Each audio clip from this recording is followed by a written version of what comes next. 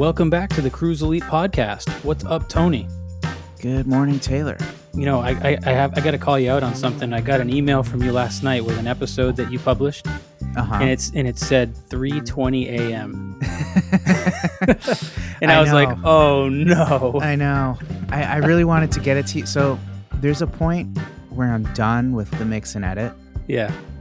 But it takes, however long it takes to bounce it, to render it, right? So if it's an hour plus episode, it might take 40 plus minutes to do that. Yeah. And then, once that's done, it's like I've got the show notes and then the video clips that I send you. And so it's just like that last bit always takes longer than in my mind it should. But I was determined to get it to you last night, and I knew there might be a chance you'd be like, why is he sending this to me at 3:30 in the morning? But that's actually, sadly, not abnormal in my world. Yeah, well, you do a lot of work at night, right? Just gigs and stuff that you have to attend and things like that. So what I found is even on days where I'm not working late, I don't know if it's my circadian rhythm. My rhythm is that I don't actually get really productive until the evening. Okay. Yep. So during the day, I kind of have to go easy on myself. It's like, man, why can't I focus on this task or whatever? Interesting. Yeah. But like by 7 p.m., I'm clicking. I'm going. So just my work day is just the second half of the day, not the first half. Yeah. Well, you're a hardworking man. We appreciate it, but hey, we also got to make sure you get some rest. Right. But that's actually a good segue, I think, to today's episode about the frontal lobe. Yes. And the reason why I say it's a segue is because I wonder if we're going to uncover any information today that might help with those times where I'm sitting in front of my computer and I'm just not feeling that. I'm just not feeling productive. I'm just not able to hone in and focus. So we might cover something like that. I don't know, but maybe it has to do with the frontal lobe. You're going to have to listen to find out. Yeah.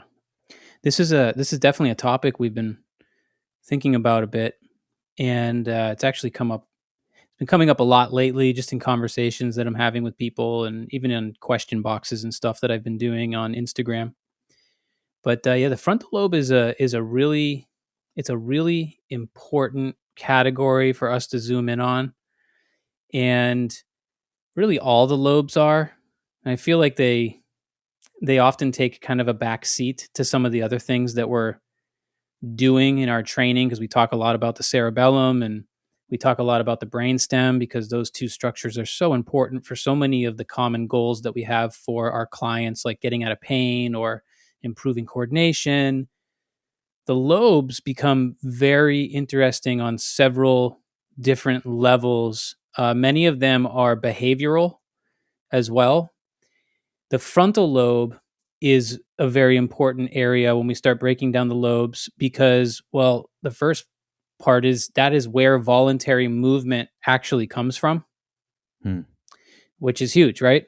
If we're constantly talking about movement, I'm a movement coach, right? And so that's a big one. But a lot of times people, have learned about the frontal lobe to some degree, and what is more common to hear or read is that it is the home of executive function. Okay. And so what that means is that qualities like attention, focus, planning, decision-making, problem solving of different kinds, learning, and even critical thinking kind of fall under that umbrella of executive functions. So that's not all that it does, but that's the most common thing that people may already know. Interesting. I remember my first psych class, and they talked about Phineas Gage. Are you familiar with this case? No. So I think it was in like the 1800s, and this guy, Phineas, was in an accident where a crowbar got lodged through his cheek and up through his brain, and out of the top of his skull. And they were able to heal it, right? He Mhm. survived, and his personality changed. And it's one of Mm. those first cases where people were like, "Oh, this area of the brain maybe has something to do with personality," Right. and things that change were like impulsivity and Mhm. emotional control. Oh, yeah, those are And things on the list. he was known for being a very clean-spoken gentleman, and he would have bouts of swearing after the Interesting. accident and saying lewd things and that kind of thing. So, Yeah. anyways, that's that little tidbit that I remember from my psychology class back in the day. Nice. But yeah, that spike went right through his frontal lobe. Wow. Maybe it's worth giving our listeners a little bit of a visual. I mean, I know some people will know where the frontal lobe is located, but others might not. So, just kind of real quick, if you think about kind of that stereotypical side view of the cortex, right? Just when you look at a brain, and oftentimes when you see images of the brain, you see the different lobes separated by color. Hmm. So the frontal lobe is essentially sitting at the front of the brain. So if you literally put your hand kind of on your forehead, okay, that would be the front aspect of your head, and that's where your frontal lobe lives. Just so people can kind of visualize that. Now, I thought it would be useful to go into some like history findings Hmm. that are associated with the frontal lobe, and kind of like what you just started to say there are some other things that the frontal lobe helps us do that are worth mentioning before we even hit the history items. You started to say emotional regulation. Mm-hmm. That's a big one. Moral choices, inhibition of impulsive behavior, like you were saying there with that Mm-hmm. story. And that's a really big one, because one of the reasons why we actually want to focus on frontal lobe training in some instances is because it actually is so important for inhibition. And that's inhibition of impulsive behavior. But also, when we look at brain structures, sometimes we are wanting to turn certain areas of the brain down, if you want to think about it like that. Everything is really based on activation and inhibition. And so sometimes when subcortical areas of the brain are maybe overactive, we might say, or sometimes we use language like emotional escape, where the subcortical brain, kind of like at the brainstem level, is doing its thing, and it might be overactive even, and the cortex that lives on top of the subcortical structures is having a difficult time inhibiting or squashing some of those impulses. So that's probably is going to come up again in the conversation. There ends up being very specific reasons why we might want to activate a person's frontal lobe to actually help with not only behavioral things, like if you were having emotional escape, which means you're having a difficult time regulating your emotions. Yes, training the frontal lobe might help with that. But also, when we start looking at specific movements like eye movements, sometimes an inability to do certain eye movements or hold your gaze on a target can be because your frontal lobe is not inhibiting some subcortical things. So we can actually activate the cortex for those reasons too. And I think I probably mentioned it back in our introception episode when we were talking about the insular cortex, one of Mm-hmm. the other lobes that comes up all the time. A lot of times, the frontal lobe work that we do is in an effort to try to inhibit some of those insular based behaviors too. So, yeah, there's different reasons why the inhibition thing comes into play here. Okay, and then a couple others worth mentioning are just prediction of future consequences is something that the frontal lobe helps us do, and also it is very much involved in motivation. Yeah, this is why I'm thinking about when I first sit down earlier in the day and I just don't have the motivation to do the things that my brain thinks that I should be doing, right? Yeah. Yeah. So here we go. Here's some history items that, we often go over in our courses and stuff just to help people understand this a little bit. But here's the first one, Tony, is decreased focus capacity. Hmm. All right. So that's a big one here. Difficulty making decisions. If you don't have this issue, you're probably just like, really? Some people have a hard time making decisions, but people who truly have a difficult time making decisions usually know that. And it is very, very challenging for them. I think back to a young athlete that I worked with. This is a few years ago now, probably even 5 or 6 years ago. Young athlete had a pretty significant decision-making challenge. She knew it. Her family knew it. It was kind of a thing. I think they did a good job in the way that they sort of approached it as a family and kind of even found humor around it. But one of the things that I remember so well, because we had really a lot of laughs over it, is that she had such a difficult time making bigger decisions for herself that she had an app on her phone that was called Spin the Wheel. And every time she couldn't make a decision, she basically would bust out this app and spin the wheel and make the wheel make the decision for her. But I think about that because if you've ever met someone that truly has a difficult time with that, it can be really tough. I'm thinking about did you ever watch Batman or anything with Two-Face? A little bit, yeah. And he had the coin. Mm-hmm, And it was like if it was heads, he'd do this one thing, and if it was tails, he'd do that. That's it's like real life Two-Face over here. Yeah. So let's see. So emotional instability, right, is a big one here. Decreased attention span, poor organizational abilities. ADHD is on this history findings list. Yep. Difficulty initiating tasks, right? So getting things started. Low mood or depressive episodes, or I guess what we might call like apathy, right? Kind of all somewhat similar. Inability to create logical sequences. There's excessive risk taking. We all knew that person at some point. Maybe it was even you, just the person in the group of friends that was always taking the risks. Lack of behavioral restraints and difficulty finishing things is also on here. Lack of clear goals. And this one is, I always find pretty interesting. The inability to get a thought, song, or word out of your head. It's very interesting. Yeah. Yeah. There are some right and left hemisphere type of things here too.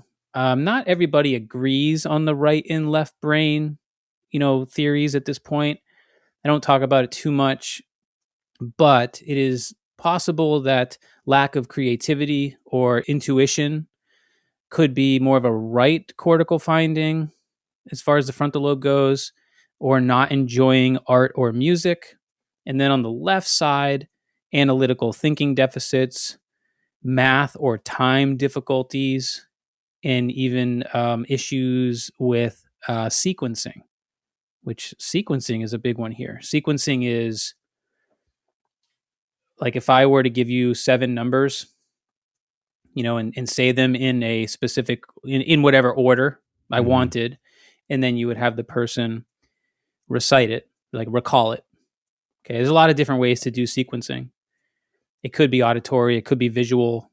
We do a lot of sequencing drills. When we talk more specifically about actual exercises, we create sequencing drills. We can assess it too, but that's why it's a very strong cortical kind of activity.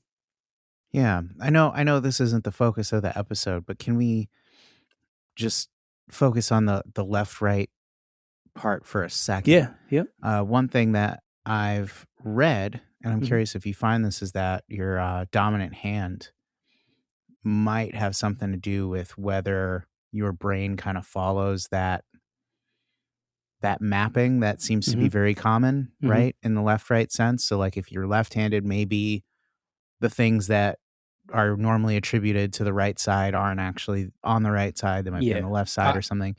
Yeah. So again, like not everyone agrees on this kind of thing. This idea of like hemisphericity Mm-hmm. has sort of been like in and out of the neuroscience, kind of what people are interested in, or in and out. And some people agree, some people don't. Right now, it's really coming back. Like it's getting more popular again. I'll tell you this: observationally, it is very clear to me that hemisphericity is a real thing. When you understand basic pathways in brain activation and you understand how the cortex is working, let's say with the cerebellum and with the brainstem to help set muscle tone Mm-hmm. on the ipsilateral side of the body, because that is a big thing that you want to know about the cortex, is that it works ipsilaterally with the brainstem to set muscle tone on that side of the body. So if we're talking about the right cortex kind of working with the right side of the brainstem to set muscle tone very globally throughout that ipsilateral side of the body. When you understand that and you look at those pathways and then you assess people and you see what kind of postural concerns they have going on, and you compare that to what you're learning about like their motor assessments, like their cerebellar assessments, Mm-hmm. you can very easily see that people fall into these patterns quite commonly, where, like you were saying, with hand dominance, let's say somebody is naturally right-handed. So if you're naturally right-handed, voluntary movement that comes from your right side is going to be a very strong activation for your left brain. Okay.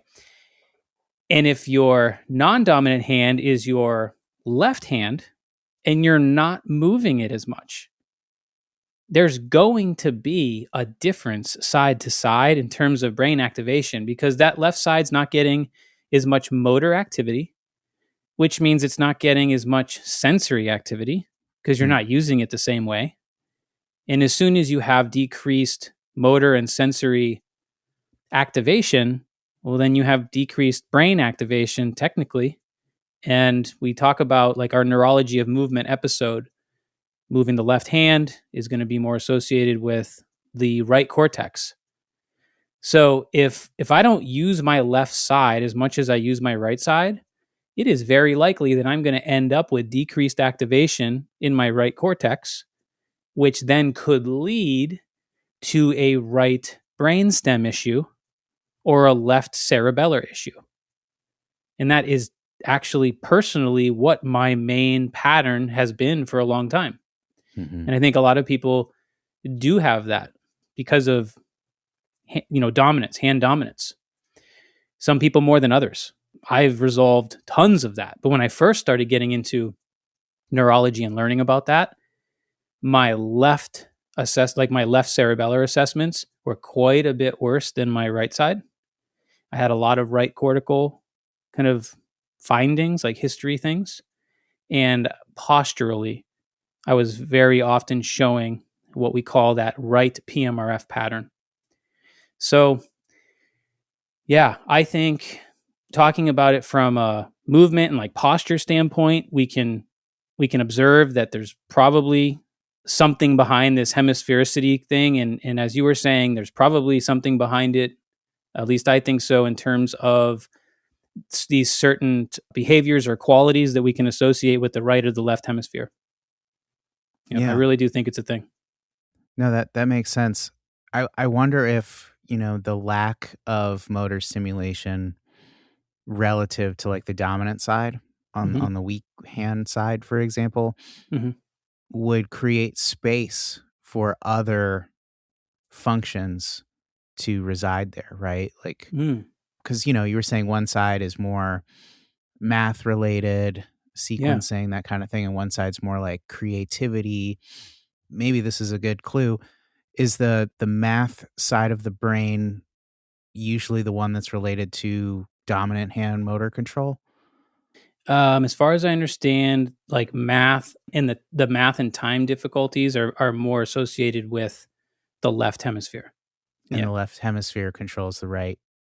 The right side of the Or body. yeah, yeah. Yep. That kind of that kind of, to me, logically follows that the other side of the brain might have to do more with abstract things Mm-hmm. Mm-hmm. and not so much tangible movement type Right. things. And again, it's like not everyone agrees on this, because when you Sure. really break it down at a scientific level, way beyond what I am doing or understand, it's almost like the answer is always the same. It's like, well, we thought this and it sounded good, but then when we looked at it, it's like the whole brain's involved with everything.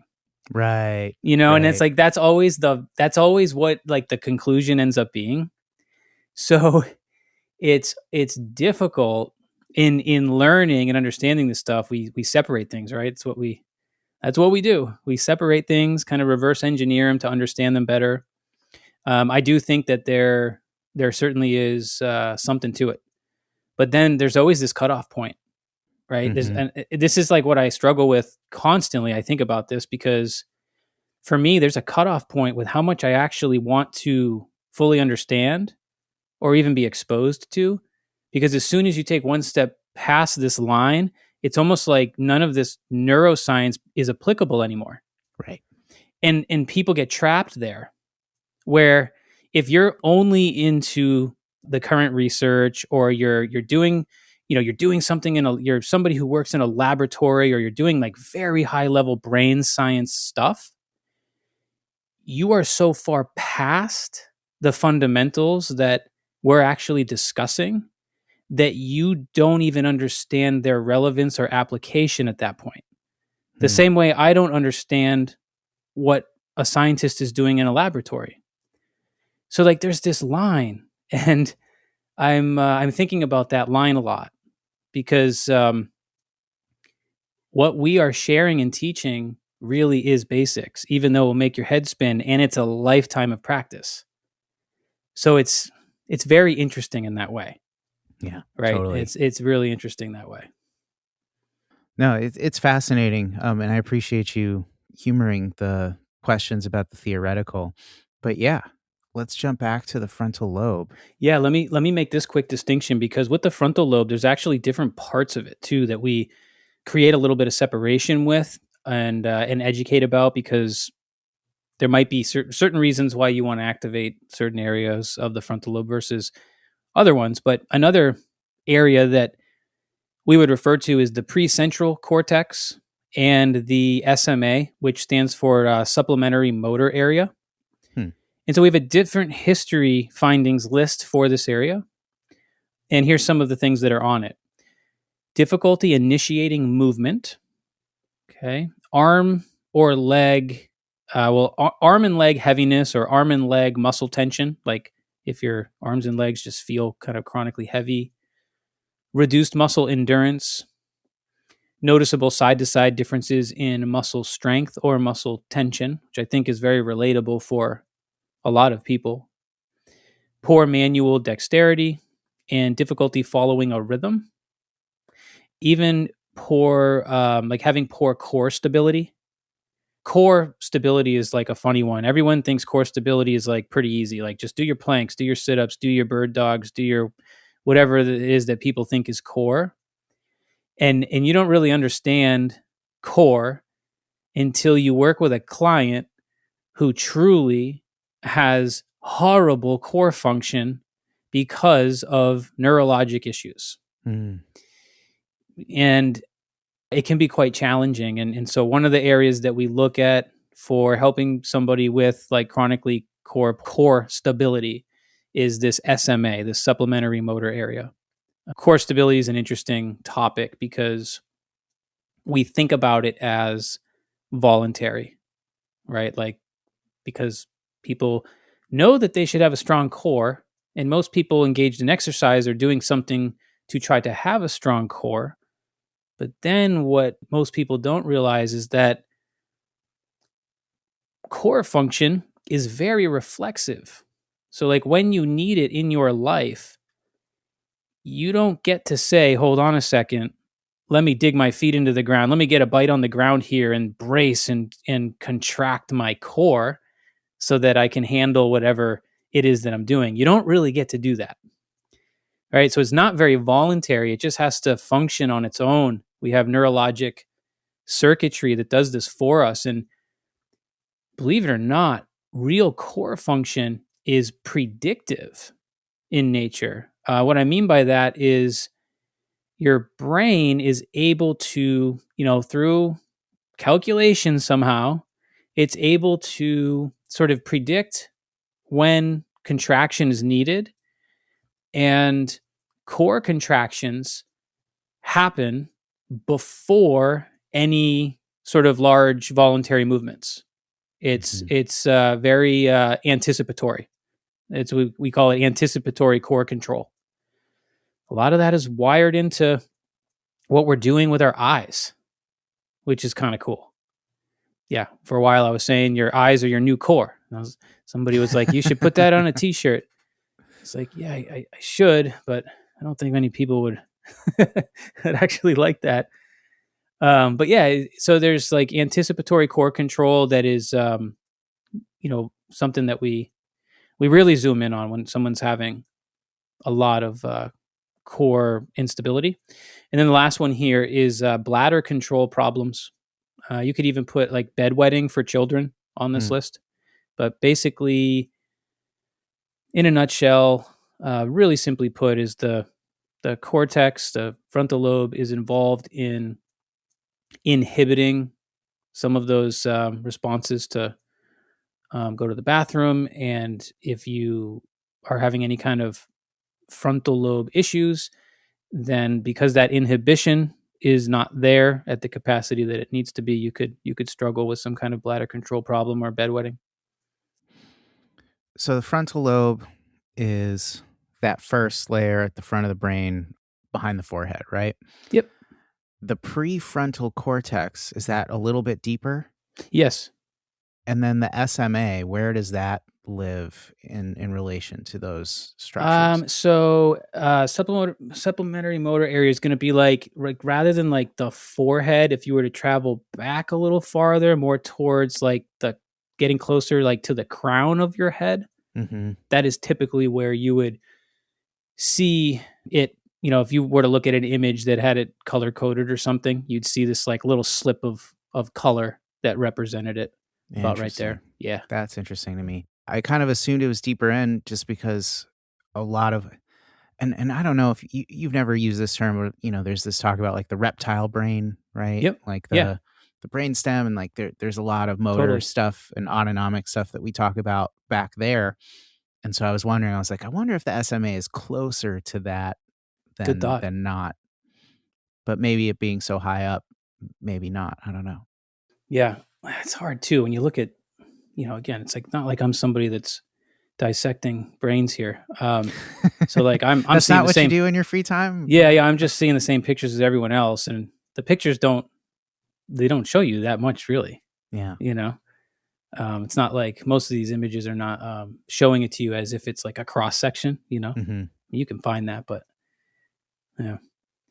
Fascinating. I sense that you got a bullet list, so I'm wondering what's next. Yeah, so we could go into, so everyone generally wants to know, how do you assess it? How do you train it? We could talk about drills. I think one thing that's really worth mentioning here, because we talk a lot about fuel issues, right?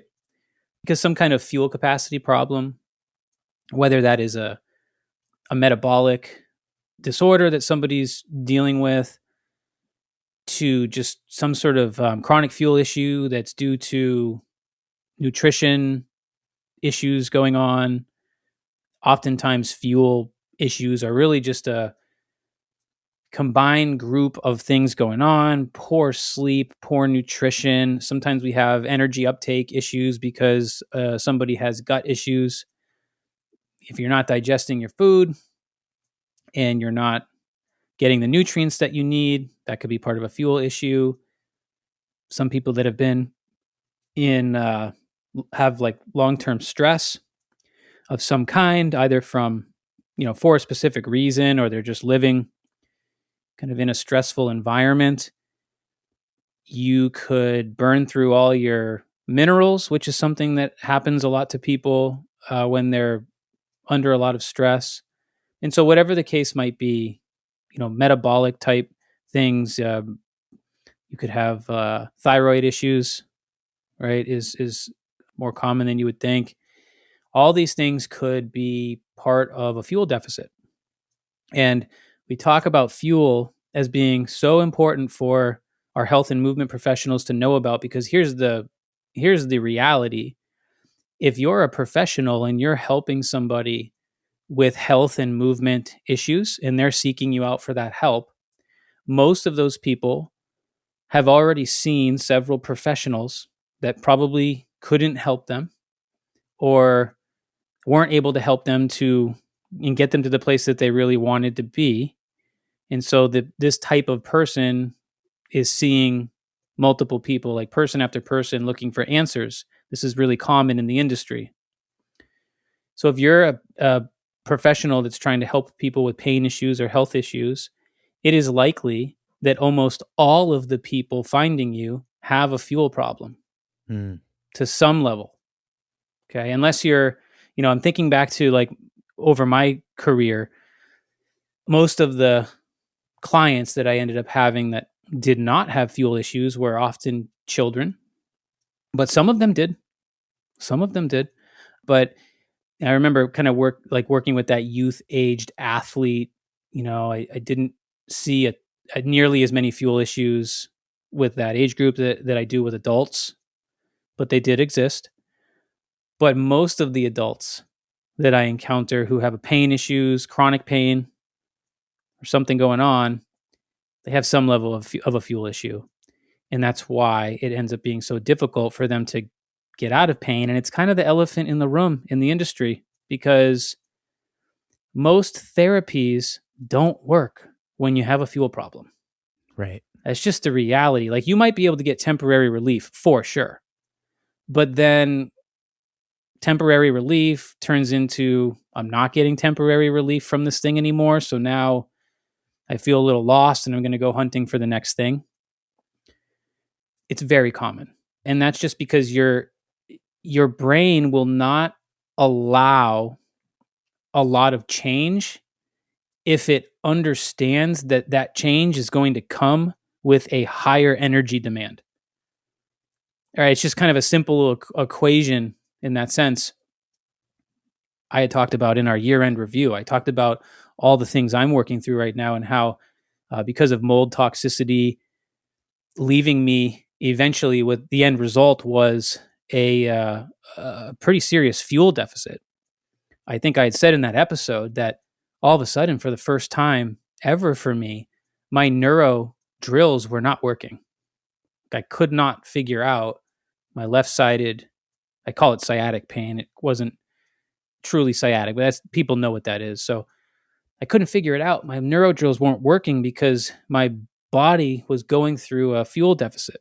Now, the reason this is significant in the topic of the frontal lobe is because when you look at kind of the basic brain activation patterns or, kind of blood flow in the brain, the way it works on a very simplistic level is that brain activation starts moving from bottom to top of the brain. So subcortical, think brainstem,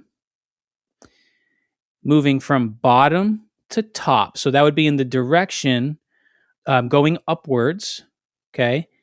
And then from back of the brain to the front. Mm-hmm. Front meaning now we're getting to the side of the brain where the frontal lobe is located, okay? So bottom to top, back to front. And the reason this is significant with fuel issues, and this is important for our professionals to know, is that a lot of times the frontal lobe is always the part of the brain that is more susceptible to suffering more from a fuel deficit, chronic or acute. So this might be relatable for a lot of people. Like if you know that during a day when you were super busy, trying to get a lot done, you did not eat properly, you didn't have time, you know this, but you had to you had to keep going, or you made the decision to keep going, and that starts to creep up on you later. You're now entering kind of more of an acute fuel deficit situation. Maybe for some people, you feel that as a shift in your energy, or you become jittery, like your blood sugar is more unstable. Maybe your mood changes, Yeah. right? If you've ever known, Irritability. yeah, if you've ever known people or yourself to be like hangry, is what we say. I can get that way for sure. What you're experiencing is a acute fuel deficit, and if that goes on long enough, that typically starts to affect your cognition, right? So we would say, okay, the fuel deficit could eventually affect frontal lobe abilities, and therefore maybe your executive function is not as good.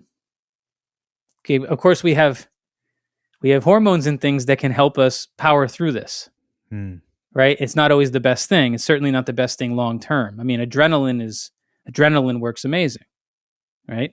But sometimes we get to a point where we are suffering with quality of movement, coordination, decision making, planning, attention, focus, all those executive functions that we talk about. And that's just important to know, because you will see those things in your clients, in their kind of behaviors, if you are around them enough in sessions and stuff to kind of really get to know someone. You start to sort of get to know a lot of these behavioral things that you can kind of understand a little bit better by matching them to the different lobes and stuff. But that's important to know. So that is why it's so important when you're working with somebody that has a fuel deficit to start working on the fuel problem. Mm-hmm. Because if you don't set that foundation, your brain has no logical reason to invest a lot of resources into changing cortical structures or subcortical ones. And that's why some people get that temporary relief, but then their fuel deficit gets the best of them. They feel like they're starting over, they find something new, then that kind of fizzles out for them. They find something new, and it ends up being this kind of vicious cycle, this very repetitive cycle. They're getting recycled over and over and over again into this loop. Yeah. It's interesting as you bring this up that the same history findings that might point to the frontal lobe are the same ones that might be associated with fuel deficits, right? Yeah, yes. If you see them more, so I would say when you start to observe them as more frontal lobe findings, in my opinion, you are starting to see a more serious level of fuel deficit. Because when an individual is, I guess I'm going to say healthier, it's tough to make these separations with this, but what you end up seeing, and people who work with, have clients and stuff, you all know these clients. They're the ones that you would say are running on fumes, right? They're in a fuel deficit. They're highly sympathetic all the time, but they've learned how to perform that way, right? Because that's the thing. The said principle is a real thing. You will literally get better at whatever it is that you do. And so if you can learn how to become highly functional on adrenaline, it's just that there's a long-term consequence for it. Sure. So yeah, it's important to kind of know that. So going back to what you were saying, if you are starting to see some of the items we have on the list, difficulty initiating movement, difficulty maintaining a rhythm, maybe you're starting to notice more cognitive types of things, like somebody having trouble with time. Maybe they're constantly late to their session, even though they do everything in their power not to be. Maybe they're having issues with executive functions. You see that over the long term. And to me, that is somebody who's been in a fuel deficit for a longer period of time. And then it can look kind of extreme too, with like very like low mood and very strong depressive states. It can really swing pretty aggressively. In fact, a lot of times when we do gait assessment and we see bilateral loss of arm swing, meaning like their arms are just not moving. We're supposed to, when you walk a good healthy gait, in somebody, you'll see that there's a pendular action of the arm coming from the shoulder. And when you watch somebody walk who's had a pretty significant fuel deficit for a long period of time, a lot of times their arms don't move at all. Like they just don't move, which is interesting, which is a sign that there is a lot of decreased cortical activation for them. So yeah, addressing fuel first, or at least in combination with some of the things that you end up doing, is quite important for sure. Yeah. And I would be remiss to not point out that we have an entire episode about fuel. Yep. That dives into this topic even deeper. So definitely check that out. But let's say you've got the fuel thing addressed, or at least like in mind, and you're working on it. But you have these history findings, or maybe someone has real weakness or instability in the core, like you mentioned, and you're thinking, if only I could stimulate the frontal lobe. What are some things that you could do to see if that might be a high payoff stimulus?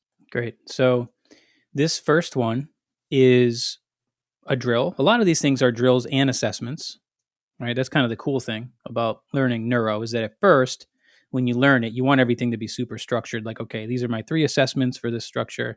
As you get deeper into it, more experienced, you start looking at everything as an assessment.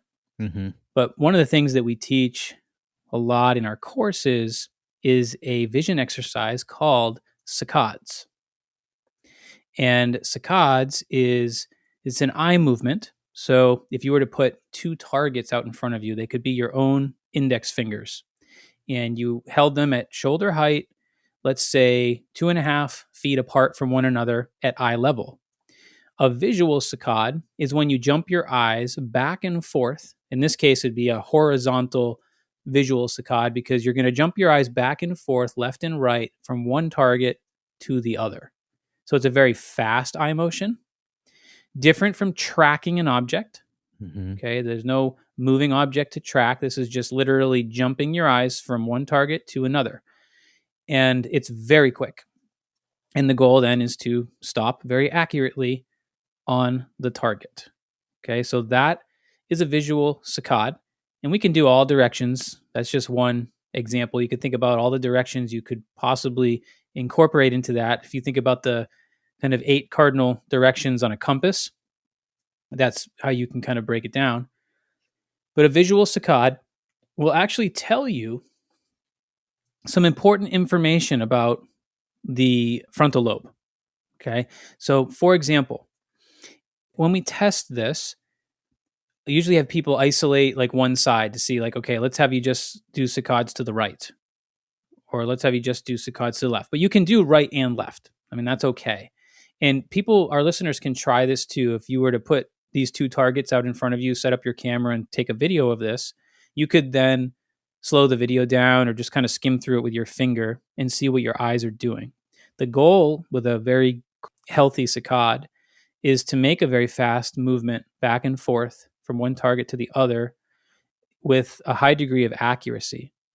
Now, what happens is sometimes when we analyze what a saccade looks like, you'll notice that the person moves their eyes. So let's say they're doing a saccade to the left. If they do the saccade to the left and their eyes fall short of the leftward target, what you will see is a very subtle kind of fluttering of the eyes themselves, or just a little tick. It's not, there's an interruption, and then they find the target.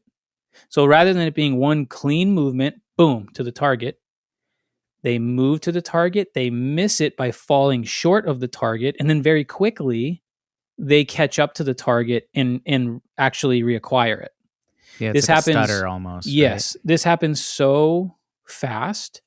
It's super subtle. And when you're first learning, like when we first have our students start to learn how to analyze this in the courses, they're like, what? I don't see it.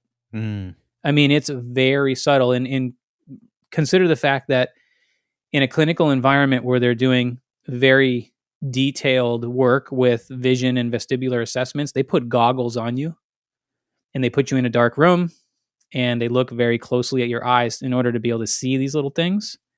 So we're only able to see what our eye can see, which might not be everything, but when you get good at this, you can get pretty far if you know what you're looking for. So back to the saccade to the left. If I saccade to the left and I fall short of the target and then have to reacquire it, that little stutter there, that little interruption is suggesting that I might need more right frontal lobe activation. So you can think about it as the frontal lobe not driving the eyes to the target efficiently. So if it's a leftward saccade and I don't get to the target, that would be my right frontal lobe that might be struggling. If I was doing a right saccade and I don't get to the target and I have one of those little catch-up saccades happen, then that would be the left frontal lobe that might be struggling. So this is really cool because this is a very basic visual assessment that you can do very quickly on a person. And within 5 reps or 10 reps, let's say, you can figure out whether or not they likely need some level of activation, and you can make it hemisphere specific, because if you only see this happening on one side, you know what side you might have to go after. And you can see it bilaterally too. You can see it happening on both sides. So that's so useful. Okay, let me put it into context a little bit, make it a bit more relatable. If you're a movement coach and your client comes in and they have right knee pain and they're like, I don't know what happened. I did my normal run on Saturday. Everything was fine. I woke up Sunday. I had knee pain. And here I am now on Monday seeing you. Okay. And you start running them through some assessments. So you got to be quick, right? So you're going to go, all right, I'm going to test your cerebellum. And then I'm going to look at your visual saccades and see if I can figure anything out. So you test their cerebellum and they show you that they have a left-sided coordination issue because their coordination assessments on the left side of their body are dysrhythmic to some degree. So we would say, okay, that's probably a left cerebellar deficit. And then you got that done in 45 seconds as the practitioner. So now you know my client has a left cerebellar deficit. Okay, next assessment, visual saccades. You hold targets out in front of them and you say, okay, client, I want you to move your eyes back and forth between each target. And then within 5 repetitions, which took you, 20 seconds to explain how to do the test, 10 seconds to actually have them do it, you now can see that they have what I described as called a hypometric saccade, meaning the eyes did not get to the target, they needed more drive. And you just discovered by looking at their eye movements that they have a right frontal lobe issue. And you go, aha, you have a left cerebellar deficit and a right cortex issue. And if you know your basic pathways, the one that we often talk about is moving the left hand is going to stimulate the right cortex, and the right cortex acts on or fires down into the right PMRF, the brainstem. And remember what I said at the beginning of today's episode is that the cortex and the brainstem are working together to set the tone of muscle ipsilaterally. And there's other things, lots of other things that the brainstem does as well.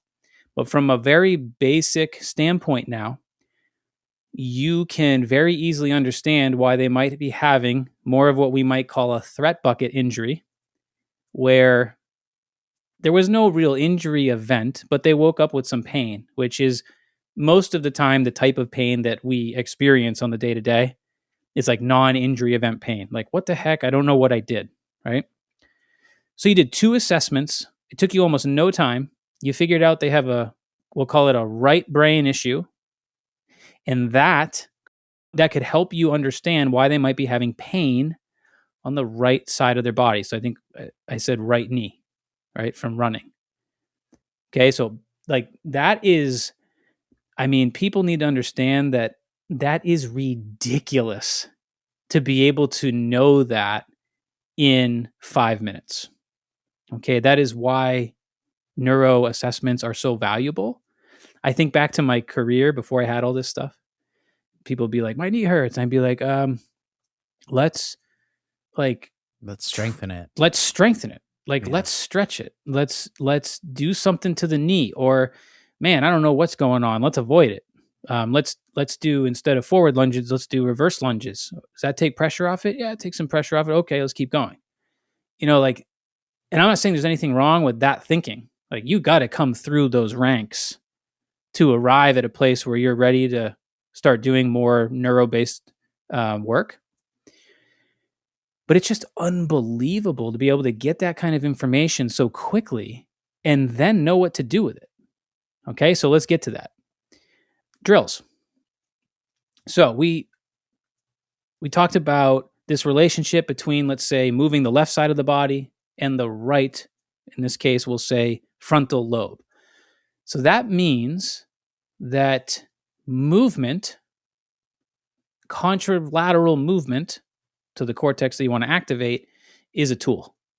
So that's why we do all of our joint mobilizations, right? So if I do any of our joint mobilizations that we often target the cerebellum with, that is going to target, if I do that on the left side of my body, that is going to target the right frontal lobe. If I do movements on the right side of my body, that is going to target the left frontal lobe. Okay, so back to my little example there with that person that had the right knee pain, I may be wanting to do left-sided coordination work with them and then testing it to see if it helps reduce their pain and helps them move better by immediately reassessing to find that out. So that's one option. That's a very good option. That's usually a starting place. So you might do something like what, like arm circles or something? Yeah, it could be totally. Yeah, if you want to get even nerdier, we might choose the left elbow, right, to possibly deal with right knee issues, and that just goes back to opposing joint theory.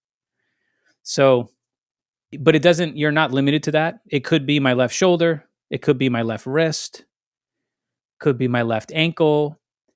The way that we teach our students how to test the cerebellum is there are different divisions of the cerebellum. So different body areas are somewhat associated with these different divisions. And so you would actually test them to see which ones are the ones the person is in most need of. And most of the time, those are the ones that help the pain issue the most too. So that's how we might think about movement in that sense. Now, remember the assessment was saccades, and we could use saccades as a drill too. So I could send my client home to actually do visual saccades, and maybe I teach them how to do it on a metronome so that there's some rhythm involved and there's more like accuracy to challenge them. And perhaps that ends up being a good drill. And if I wanted to be really thorough, I might have them only practice saccades to the left, right? And as long as I can make sure that there's improvement with the actual skill of saccades, because I don't want to send them home to do hundreds of terrible reps. right. I want to do something, hopefully, to make the saccade better. And sometimes, and this is where stacking comes in and understanding these patterns, because sometimes all it takes is some of that left-sided motor control work will then be enough right brain upregulation to then improve the saccades. Mm-hmm. And so now it's like, now I'm starting to create a little training plan for this person where everything's starting to build off of one another and complement, each drill. So perhaps I have them doing leftward saccades and I have them doing left movements with their body. Mm-hmm. So those are circles or something. Totally. Yeah. And there's other vision exercises. We break down the neurology of this much deeper in the courses, but I could use another visual skill called a smooth pursuit. Smooth pursuit is actually tracking a target. Now, it may not be as strong of a activation as for the frontal lobe, but there's so many cortical areas involved in visual processing that's okay. But to give people an idea, a smooth pursuit, now tracking a target, if I were to track the target to my right, that would be more right-sided cortical activation. Okay. A lot of times we'll say a lot of parietal lobe activation with that one. But sticking with that like right-sided knee pain idea, doing these smooth pursuits now in that direction, going to the right, might feed that loop we're talking about, where we want more right brain activation to possibly improve pain and movement skill on the right side of the body. The reason I brought up pursuits is that one of the neat combinations that we use a ton, it's super effective, is a saccade followed by a pursuit. And you can actually download an app on your phone called, there's different names for it, but it's essentially a optokinetic strip. And if you search like OPK, I have one called OPK, and you get an app that is nothing more than vertical white and red bars. And you swipe the screen and the bars start moving either to the right, or you can swipe them to the left and get the bars to move to the left. And what you do is you hold this in front of your face, 6 to 10 inches away, and you sort of try to relax your eyes. And in that process, all of a sudden, your eyes will hopefully start to do what is called this optokinetic reflex, where your eyes start like locking on to these bars that are moving by. For our listeners, if you can visualize being on a train, looking out the window and seeing the telephone poles go by, Yep. You'll actually end up using your optokinetic reflex if you're looking at those telephone poles, because your eyes will lock on to one of the telephone poles that you're focusing on. And then as you are moving and it is moving in the other direction, you will be doing a smooth pursuit. Yeah. And then eventually you don't want to look at that telephone pole anymore. And so you jump your eyes ahead to the next telephone pole. To the next and pole, it snaps yep. to the next one. So this app on your phone is something that you can use to elicit this reflex where it's a combination of smooth pursuits and saccades. Smooth pursuit, saccade, smooth pursuit, saccade, because you're following the bar and then boom, you run out of room on the screen, your eyes snap back to the next bar. This is a very, very strong cortical activation that involves lots of different areas of the brain, but it is a strong one for the frontal lobe too, and can be very useful in helping people with pain issues and movement issues. So again, we go deep into this in our courses, but the directionality of that matters. This is why you have to, at some point, if you want to get good at this work, you have to start studying pathways, and you have to start studying individual visual skills to understand which parts of the brain are activated with each specific skill. It gets heavy. It gets heavy, but it's really fun. It's really fun, and you can use it very precisely in the work that you do. So again, we're back to that example with right knee pain. I might put an OPK strip in front of their face that is having them saccade to the left and pursuit to the right. And now I'm having my client get a bunch of reflexive repetitions to activate the right side of the brain. And maybe we're combining that with other left-sided movement drills. And essentially what we're doing, back to our little segment there on like the hemisphericity thing, if in fact we do have pain or muscle tone issues or something happening because of these imbalances that can occur side to side in the brain, now we are strategically picking our drills to upregulate the side that we want for really specific issues, which is why neuro is so awesome. Yeah. Now in let's go back to what we said, like first generation of my career, that same knee pain, I'm like, okay, what can we do to stretch it? What can we do to strengthen it? So we're working locally on the knee, which I'm not saying is bad, because I still work locally. Like sometimes that is what solves issues, but a lot of times we can't because pain is interfering, or it really is a cortex or PMRF type issue. If we work locally on the knee, which cortex are we activating? Which PMRF are we activating? Well, we already went over the neurology, right? It's the opposite, because that motor activity on the right, or that sensory activity on the right, is now further increasing activation on the side that we don't need it. And so you might be creating more of an imbalance at that level, which is why sometimes people go to their traditional, they go on that traditional rehabilitation route, and they're like, I do the exercises the PT gives me, but they all hurt, and I never seem to get anywhere. Sometimes that is because of this problem. That is because this is truly more of a neurologic imbalance causing somebody's pain and movement dysfunction, and it needs to be approached differently. Okay. All right. Let me hit some of these bullets so people can understand other drills that we might go into. So we talked about the motor control stuff. We talked about saccades. We talked about the OPK strip. Okay, here we go. So here's an interesting one. Identifying smell. This is also a very common test that we teach in our courses. It's called olfactory testing. It's for testing cranial nerve 1, but also has a lot to do with the frontal lobe. So we would literally wave smells in front of a person with their eyes closed, and we want them to be able to identify the smell. So generally, we'll test one nostril at a time. So I might have a little vial of coffee, a little vial of vanilla extract, a little vial of lemon juice, right? And I just say, okay, client, close your eyes, plug one nostril, and then, hey, can you smell anything? So the identifying the odor, like, hey, yeah, that's coffee, right? That should happen pretty quickly, and hopefully somebody can smell it.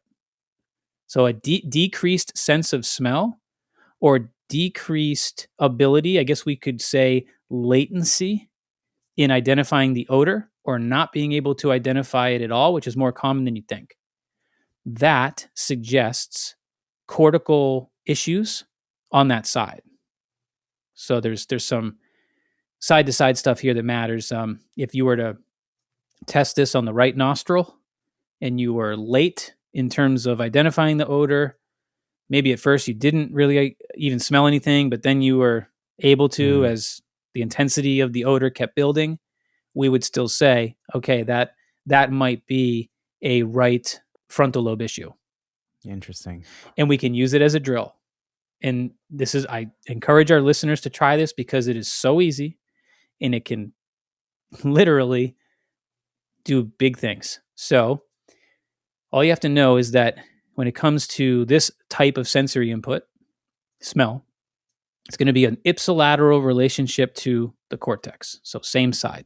So different than if we were talking about like other forms of sensory stimulus where, like, let's say we put vibration on the skin somewhere.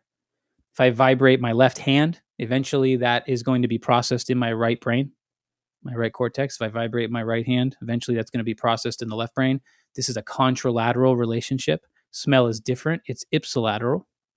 So here's how you can put it into action for yourself. Very simple. If you have pain on the right side of your body, try smelling something through your right nostril. Maybe a couple of bouts of smell, and then retest your pain and see if it's effective in helping it decrease or maybe improving a movement issue or like a mobility limitation. Okay, so it's a big one, super useful. It is generally something that we combine with other exercises. So it's not like, am I expecting you to go smell something once and your long-standing pain goes away forever? No. Weird things happen sometimes, but I'm not expecting that. So this is something that you would maybe combine with some of the other work that you're doing. But smell is a big one. So I wanted to talk about kind of another grouping of exercises that are awesome for frontal lobe. And I feel like these are super actionable, especially for our like movement coaches out there. Go, no-go drills. Okay, what this means is I'm the coach. I'm leading you through whatever exercise we're doing. It's athletic in nature, requiring likely some kind of fast movement. And I might say to my trainee, okay, when I say go, you go. When I say don't go, you don't go.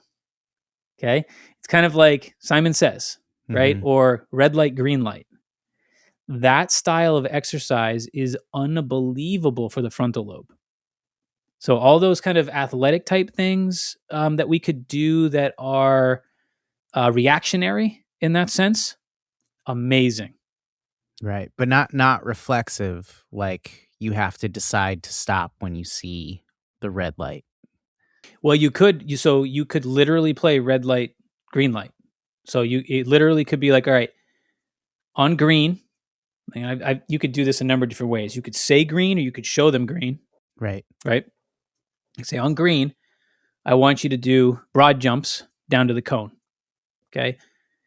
On red, I want you to, I could say, don't do anything. I could say just stay still, or I could have somebody doing consistent movement, and when they see red, they stop.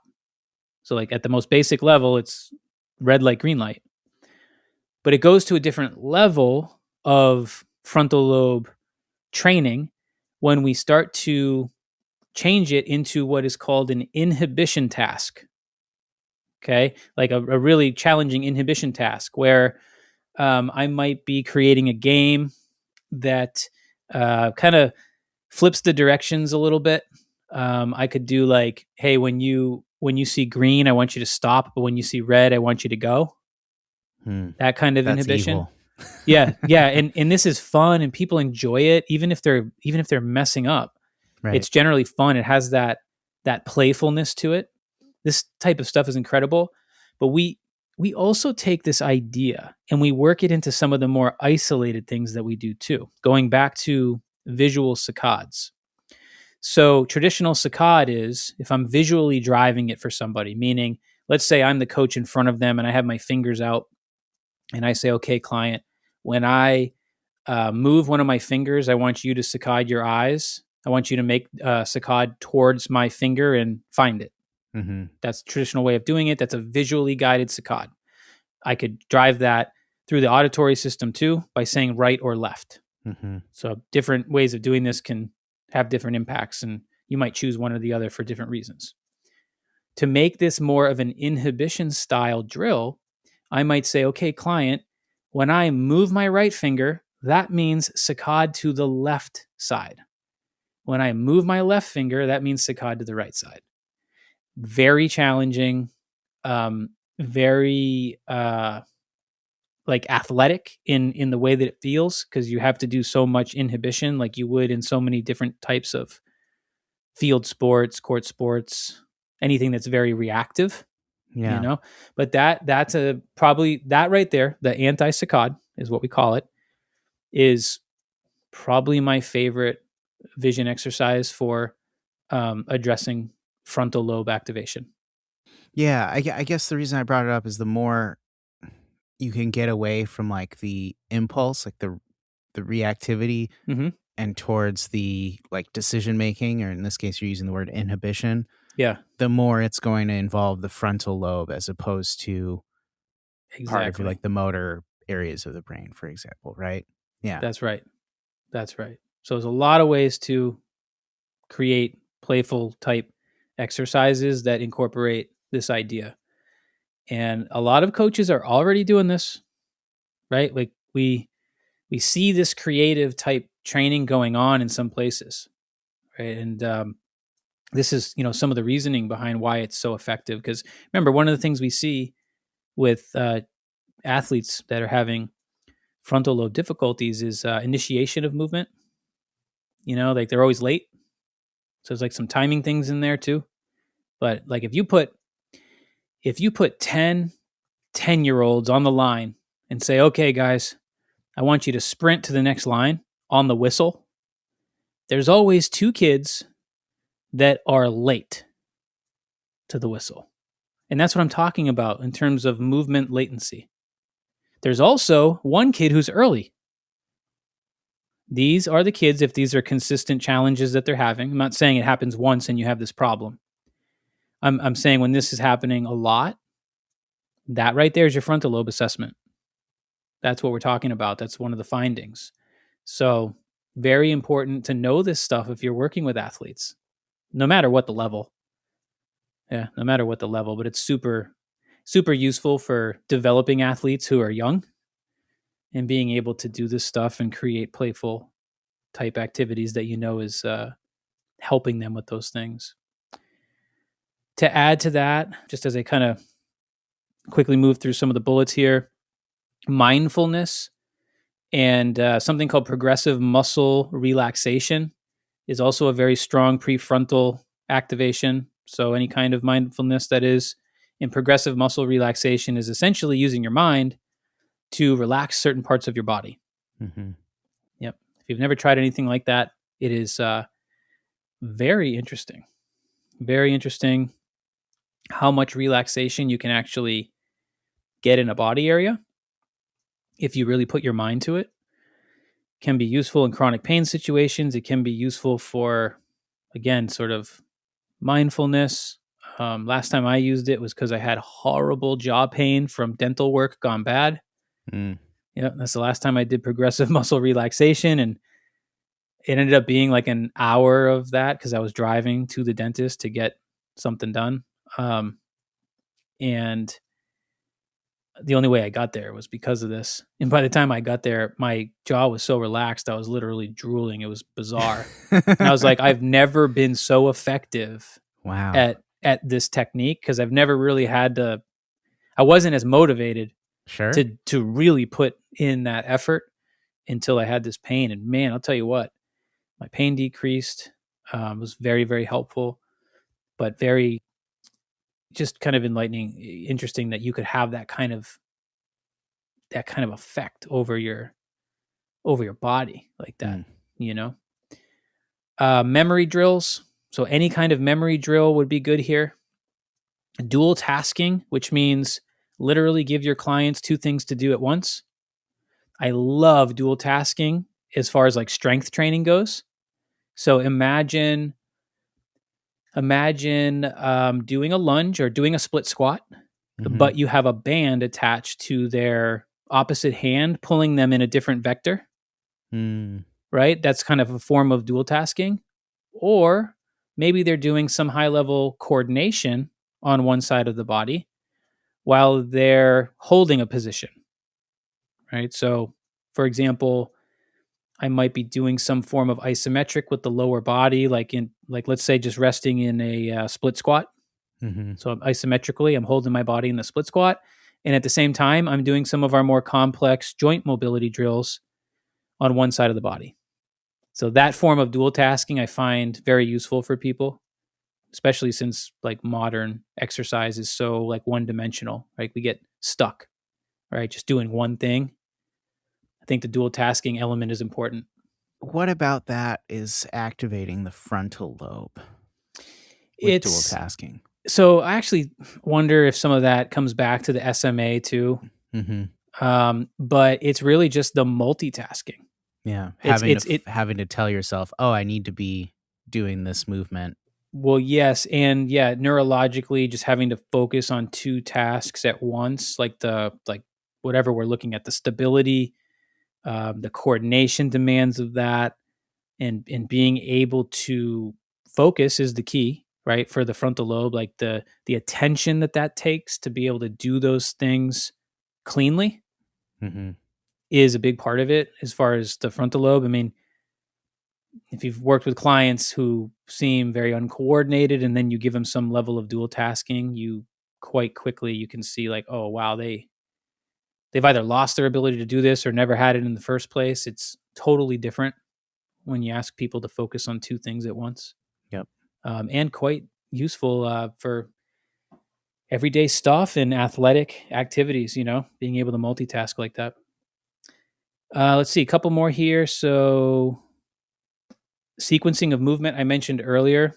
So that could be sequencing, that could be more cognitive, like sequencing of numbers, but it also could be sequencing of movements that you're looking at.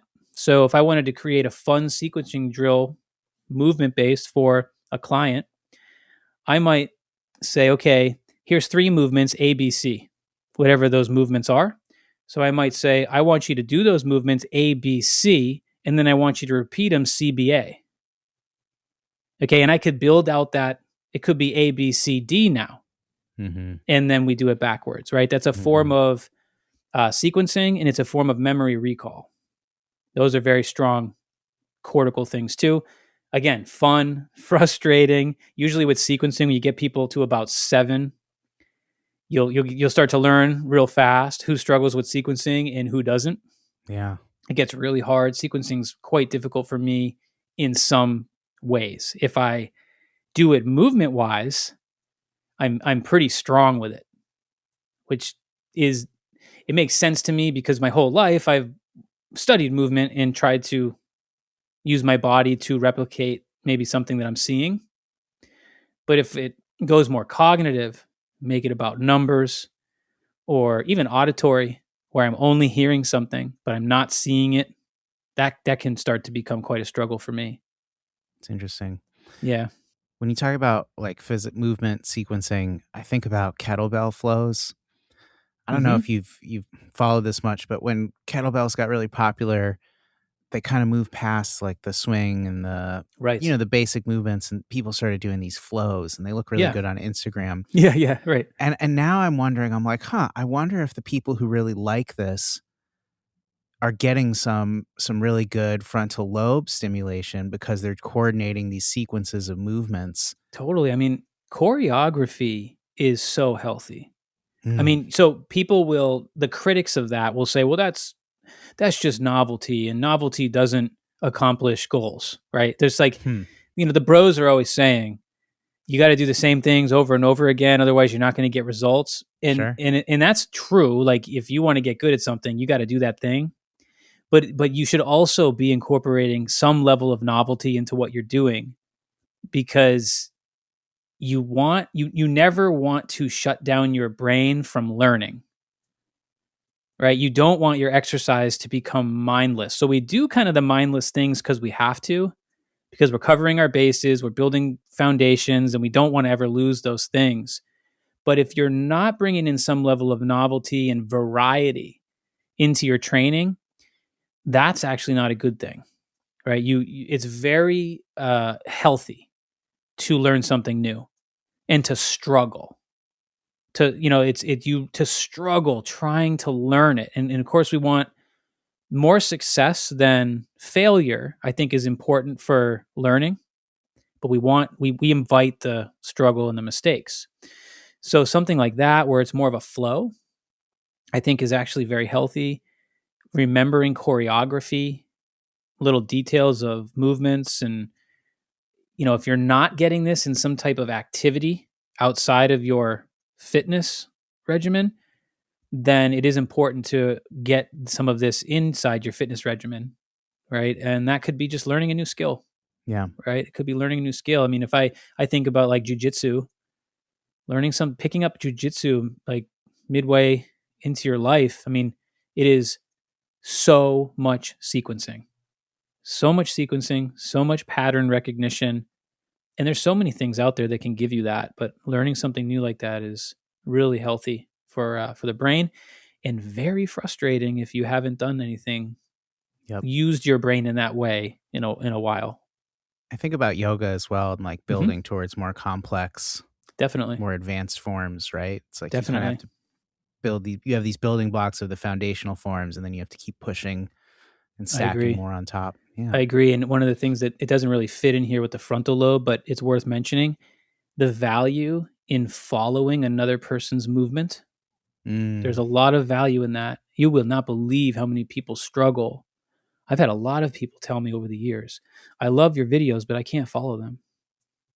And I already know when someone says that to me. I'm not talking about Instagram. Pfft, nobody can follow Instagram. You're not 30 second 30 seconds. I'm not talking about a short form 30-second thing. I mean, I'm talking about our tutorials that we have for our members and stuff. They're 5-minute tutorials that teach people slowly how to do a movement.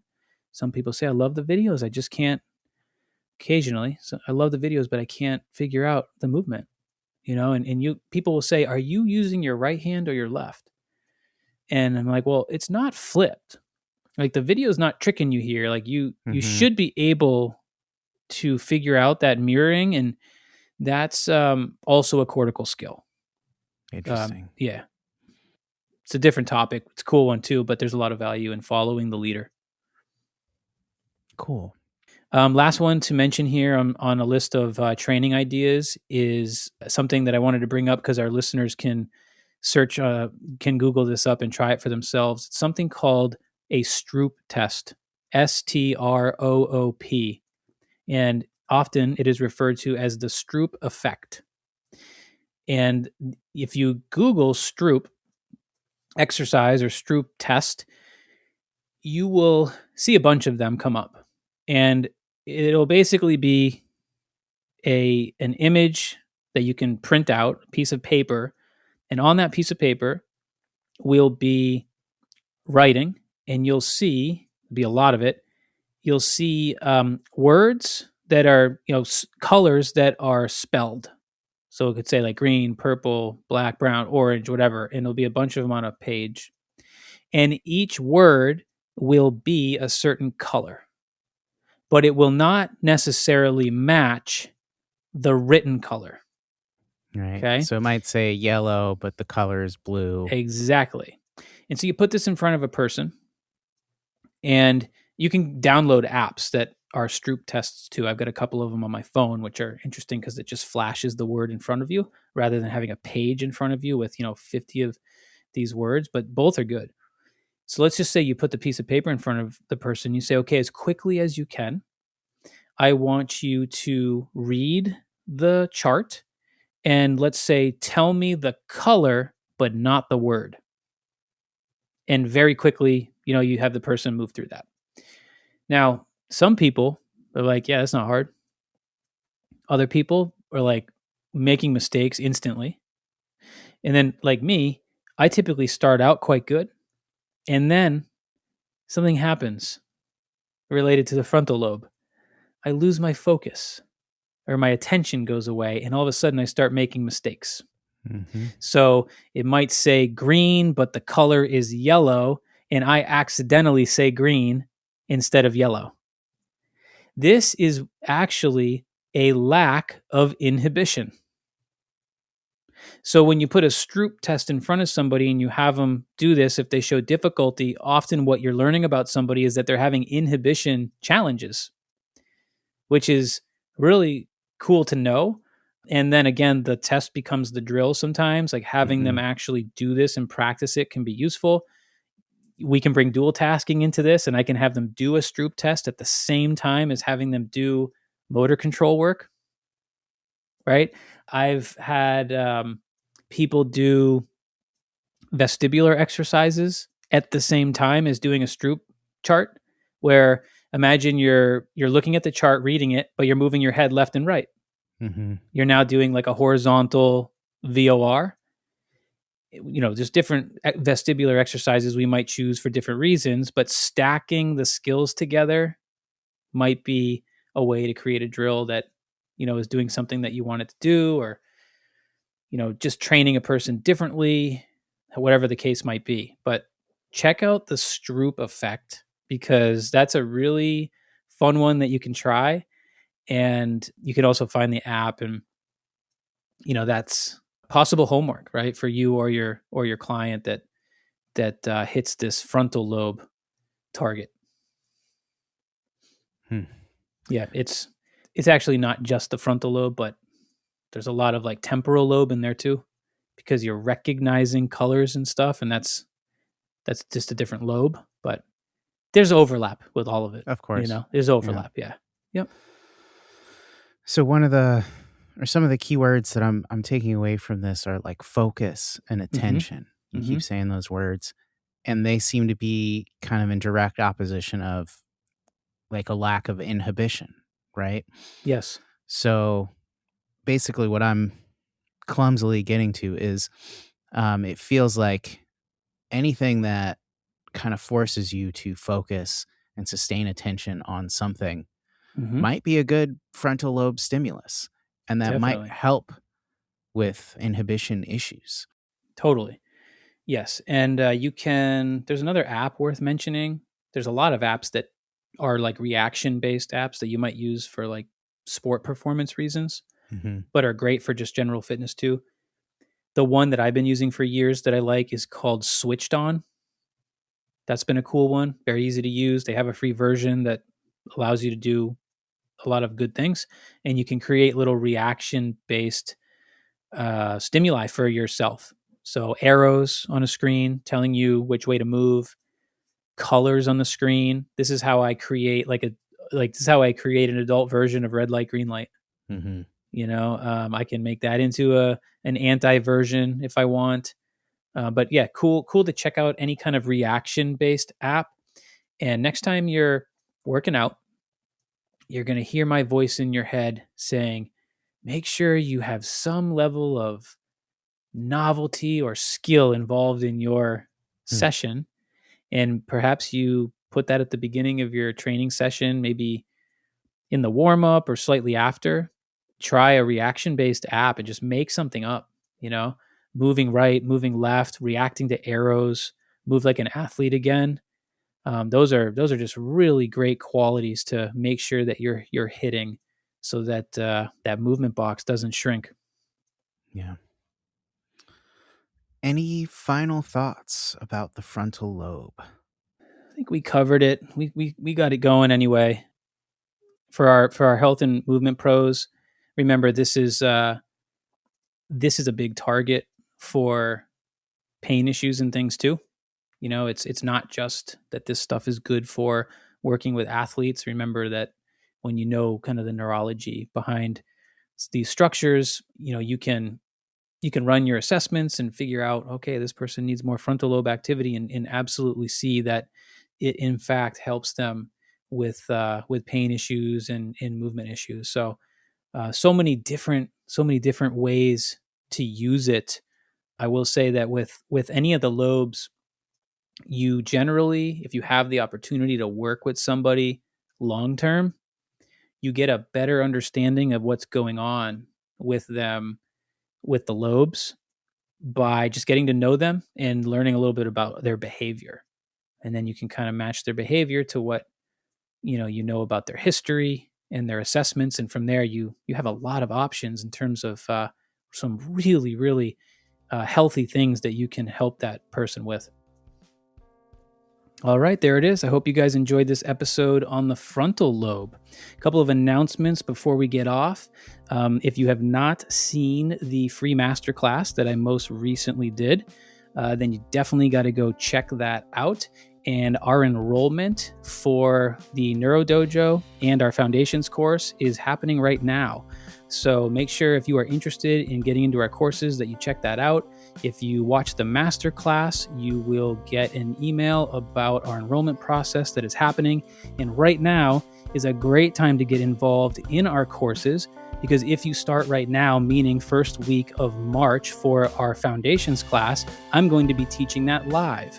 So you'll get me live in March for the Foundations. And then if you decide to do our Neuro Pro bundle, and bundle up, get the Neuro Dojo course in the fall, starting in September, I'll be teaching that live too. So lots of good stuff to come. Thank you all for being here and for listening, and we'll be back soon.